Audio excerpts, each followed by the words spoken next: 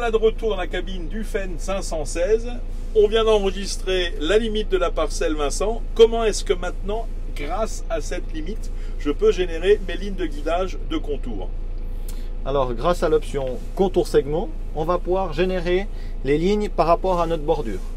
Donc là, en allant sur le petit icône plus ligne, on va pouvoir sélectionner plusieurs façons de faire. Maintenant, nous voudrions faire un contour segment. On sélectionne le contour segment, on valide. Et là, il nous propose d'enregistrer les contours nous-mêmes, de le générer depuis le contour que nous avons fait précédemment ou de créer à partir de lignes existantes. Nous, on veut le générer depuis le contour. Voilà. Maintenant, on arrive dans un menu où il nous demande combien y a-t-il de bords dans ce champ pour pouvoir créer le nombre de lignes. C'est un champ assez facile, il y a 4 bords. On lui indique les 4 bords, il nous propose de faire 4 lignes par rapport à ça. On voit qu'on est bon, on valide. La même chose, toujours bien nommer tout ce qu'on fait. Ici, c'est un contour segment, je le nomme CS pour contour segment. Test 3, qui est le nom de la parcelle par exemple. Je valide. Et je choisis de conduire sur le contour segment. L'avantage du contour segment, c'est qu'il va nous sélectionner la ligne avec l'angle dans lequel on est, au plus proche de la bordure de laquelle on est. C'est-à-dire que j'ai pas, quand je fais les fourrières de la parcelle, lorsque par exemple je suis en train de faucher, je n'ai pas à manuellement sélectionner les lignes selon le bord de la parcelle le long duquel je travaille, mais c'est l'orientation du tracteur, en fin de compte l'orientation du capot, oui, qui va me donner la sélection automatique de la ligne de guidage. Donc c'est ce qu'on va voir maintenant sur l'écran. Exactement. Donc là, je vais m'orienter pour faire ma chantre et automatiquement, ça a sélectionné la ligne qui est perpendiculaire à la chantre.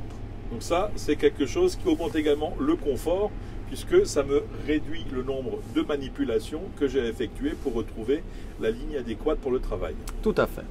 Maintenant, ce qu'on peut encore également faire, une fois qu'on est sur notre ligne sur laquelle on veut travailler, donc celle qui correspond à cette bordure-là, on peut simplement la verrouiller avec ce petit logo. Et maintenant, peu importe la direction qu'on prend, c'est cette ligne-là qui va rester verrouillée. C'est-à-dire que je peux sélectionner l'une des lignes de bordure comme la ligne de référence principale pour travailler ma parcelle. Alors ça, c'est également quelque chose qu'on peut faire. C'est ne pas sélectionner la ligne sur laquelle on est, mais aller sélectionner un de nos 4 segments. Donc là, en l'occurrence, on va vouloir travailler sur le deuxième segment. On rappuie sur le même petit logo et on valide. Et là, il nous a sélectionné la ligne qui est parallèle au bord opposé. Donc là, c'est un avantage, c'est soit la ligne qui est la plus droite, donc qui permet d'avoir un travail rectiligne, soit par exemple de prendre la ligne du côté opposé pour finir proprement sur le bord opposé de la parcelle. Exactement.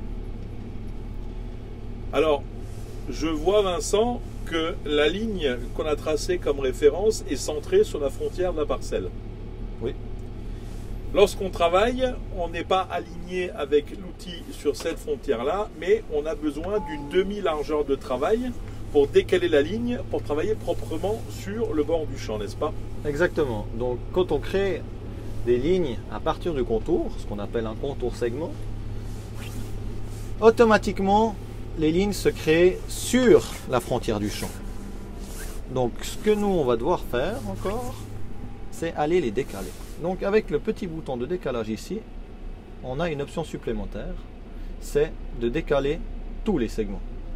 Donc ici on a une machine de 3 mètres, on veut se tenir à 1,50 m du bord, du coup on va lui dire 1,50 m et on va décaler tous les segments.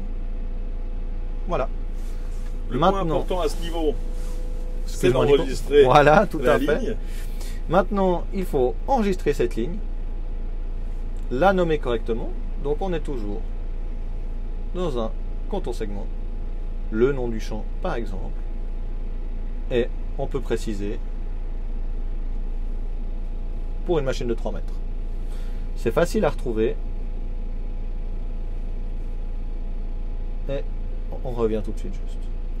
Le point important de l'enregistrement, c'est également le fait de pouvoir exporter cette ligne sur un autre tracteur.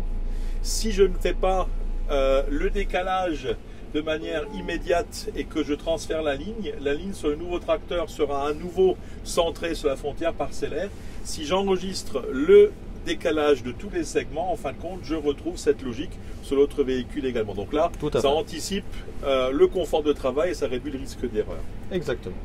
Alors, on vient de voir comment est-ce qu'on génère les segments de contour. Ce que je vous propose maintenant, c'est de se retrouver dans quelques instants pour voir le dernier élément, la création de lignes AB et de lignes de contour en plein champ. Merci beaucoup et à tout à l'heure.